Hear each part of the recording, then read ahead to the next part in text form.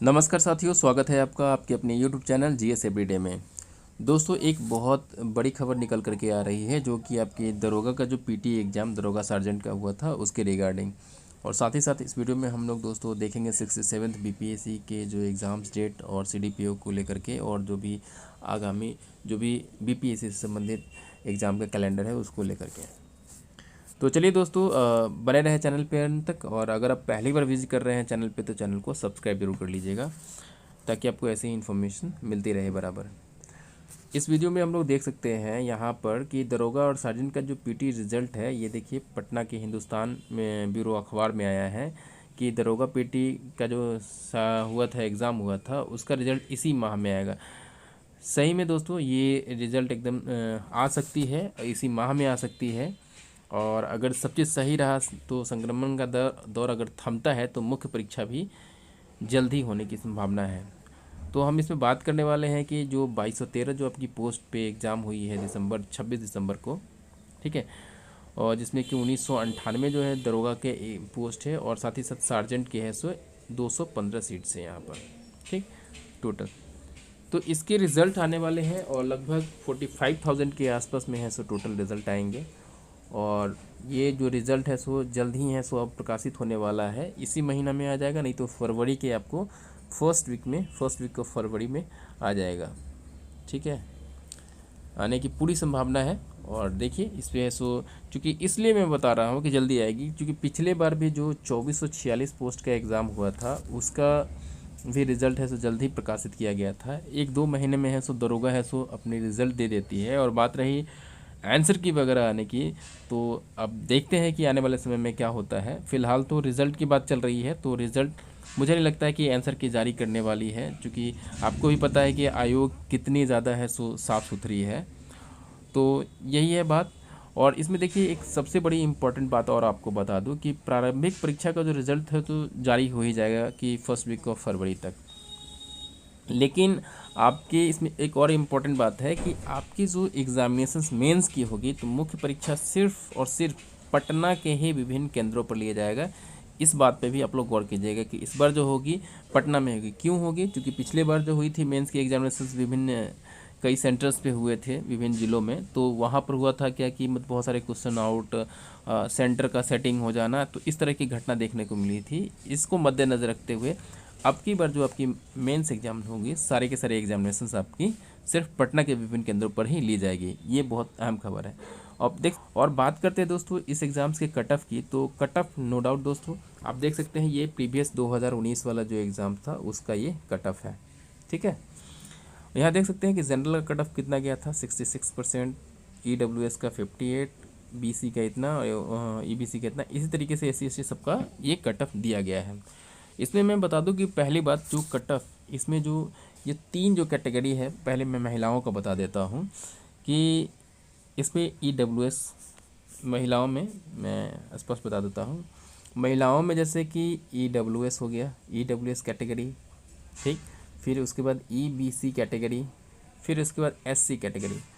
ये तो फिक्स है, आपका जो कट ऑफ है रहने वाला है 30 से ज़्यादा रहेगा ही नहीं, इतना ही कट ऑफ फिर से देखने को मिलेगा। इन महिलाओं का कट ऑफ इतना ही रहेगा। और बात करते हैं जो जनरल जो मेल कट ऑफ है उसके बारे में हम लोग बात करते हैं। और भी दोस्तों अब जहाँ तक कट ऑफ का सवाल उठता है मेल कैंडिडेट्स के लिए, तो आप देख सकते हैं कि इसमें जो है सेकेंड शिफ्ट के जो भी अभ्यर्थी है उनको थोड़ा सा ज़्यादा एज मिल सकता है वनिस्पत फर्स्ट शिफ्ट के। इसलिए कि अगर मैं कहूँ कि अगर सेकेंड शिफ्ट में है सो 30% के आसपास में ऐसे क्वेश्चंस हैं जिसमें कि स्टूडेंट्स लोग काफ़ी पजल्ड हुए, तो वहीं पर आप फर्स्ट शिफ्ट में हैं सो 35% के आसपास में ऐसे क्वेश्चन है जिसमें स्टूडेंट लोगों को काफ़ी पजल्ड होना पड़ा, जो कि मतलब अनुमान के आधार पर मारना पड़ा इस तरीके से। और सेकेंड शिफ्ट में मैंने कुछ अभ्यर्थियों से पूछा हूँ तो जो अच्छे स्टूडेंट्स हैं तो वो लोग लगभग से उनका मार्क्स है सो 70 से 75 72 के आसपास में है। सो ये इतने के आसपास में है सो रिवॉल्व कर रहे हैं, 70 से 72 ला रहे हैं। तो वहीं फर्स्ट शिफ्ट के अभ्यर्थियों में जो कुछ अच्छे स्टूडेंट्स हैं वो 65 के आसपास है, 65 से लेकर के 67 के आसपास में घूम रहे हैं। तो इस तरीके से देख सकते हैं कि ये थोड़ा सा 5 मार्क्स का यहाँ पर डिफरेंस हो सकता है। और ये कट ऑफ जो है दोनों शिफ्ट के अभ्यर्थियों में थोड़ा सा ये तुलनात्मक रूप से हो सकता है कि सेकेंड शिफ्ट से ज़्यादा अभ्यर्थी लोग सफल हो, ऐसा भी हो सकता है। तो ओवरऑल ये देखने को मिल सकता है, लेकिन ओवरऑल जो कहा जाए तो ऐसे स्टूडेंट्स की संख्या है सो 5-10% ही है, उससे ज़्यादा नहीं है, इतना तो होगा ही। लेकिन ओवरऑल जहाँ तक कट ऑफ की बात आती है, तो अगर हम बोले कि यूआर कैटेगरी का कट ऑफ कितना जाना चाहिए, तो ऑनेस्टली नो डाउट कि बहुत कम तो नहीं जा सकती है, लेकिन 63 क्वेश्चंस के आसपास में, यानी 63% के आसपास में ये रिवॉल्व करेगी।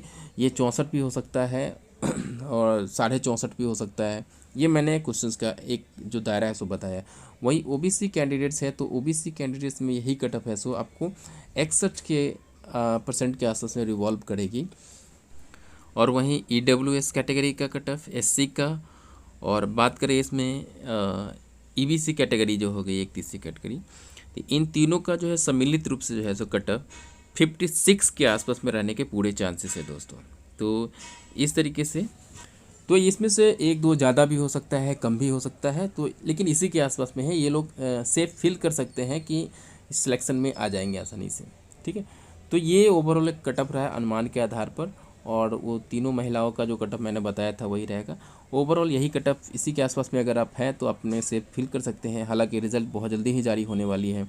फिर आगे बात करूँ तो आरआरबी एनटीपीसी का जो परिणाम है दोस्तों 15 तारीख को है, सो आपको जारी कर दिया जाएगा। उससे पहले भी आ सकता है, क्योंकि बार बार अपडेट है सो वेबसाइट पर आ रही है।